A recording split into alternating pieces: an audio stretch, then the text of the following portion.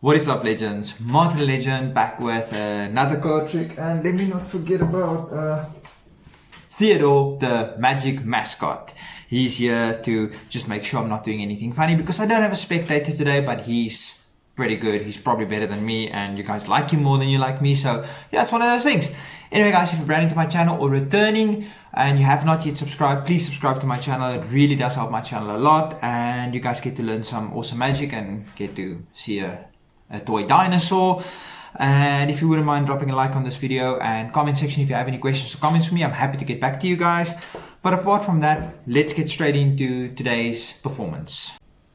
Okay guys, so for today's performance I will go to a spectator and I would hand him the deck of cards, and the spectator can shuffle the deck as much as they want. The spectator can give the deck an overhand shuffle. The spectator can inspect the deck just to make sure that there's nothing funny about the deck, but they don't really need to, because when the spectator shuffles the deck, they ensure that there's no setup to the deck. So the spectator can shuffle the deck and they can shuffle it as much as they want. They can give it one more cut. They can hand the deck back to me and I will just place the cards into the deck box just like so. And I will tell the spectator that this deck box has a way of making magic happen. It's not really me, it's more the deck box than anything else. So I need this deck box to transform the cards, and then I would take the cards out and I would shuffle the cards one more time, just like so. And I would ask the spectator to cut the deck wherever they want. Let's say the spectator wants to cut the deck right there. Just going to complete the cut just like so. Okay, so I'll tell the spectator that the deck was shuffled as much as they wanted, and they could have shuffled it as much as they want, and they could have cut the deck anywhere they want. But if we deal these cards into 4 piles, just like this, something amazing will happen. Okay, almost there.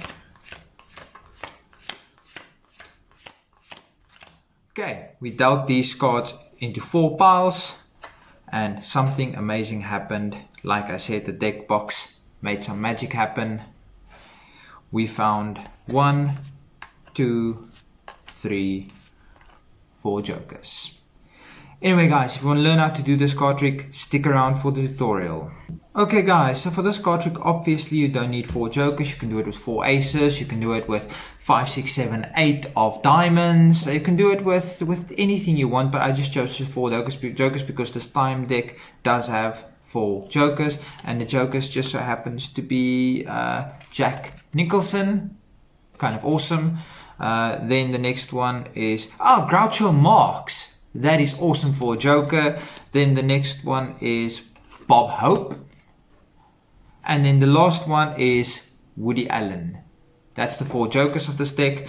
Okay guys, so for this card trick you would start the setup by having 4 of a kind placed in a deck box right at the bottom, face down.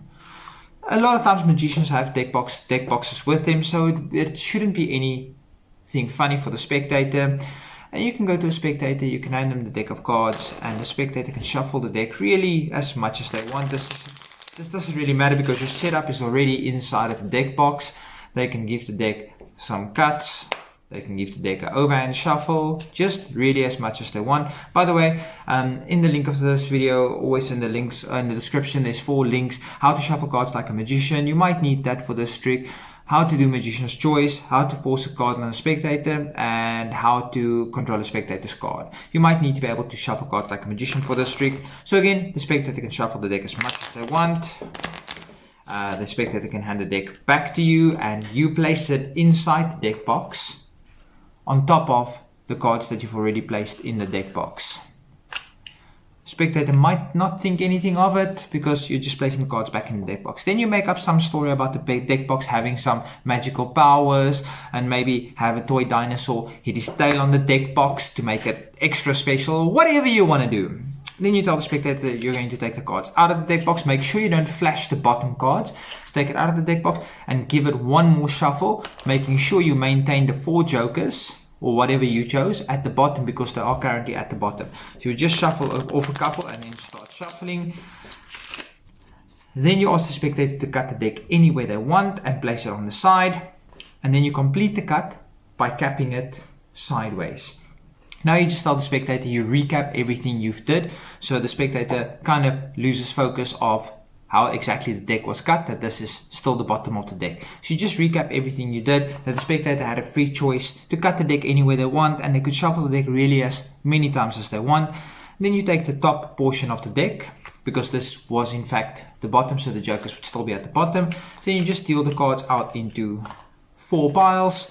No matter how this works, you don't have to end off with dealing a complete 4, but the last 4 cards will inevitably land on 1 on each pile. Let's see, I have 4 cards left. Now I ended up dealing here, so I don't have to necessarily deal from there, because I'm going to deal 1 joker there, 1 joker there, 1 there, and 1 there. It will always work, and the spectator should not really ever see it coming.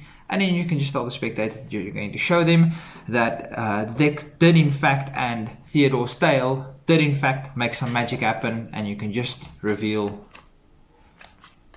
the 4 jokers or 4 aces or whatever you chose. It can be maybe 10. You can even do a pack of 5 and have it as a royal flush, 10 through ace. It really doesn't matter, just make sure that the cards you want to present is at the bottom of the deck. Obviously the more you do, the less thickness the deck will have when you start the trick, so it might start looking suspicious. So I would say a maximum of about 5. So maybe a royal flush would be the maximum I would go for. Otherwise the deck might start looking a little bit too thin, and then the spectator might just question that. Anyway guys, until next time, I hope you have a fantastic day. Martin Legend and Theodore the Magic Mascot. Peace.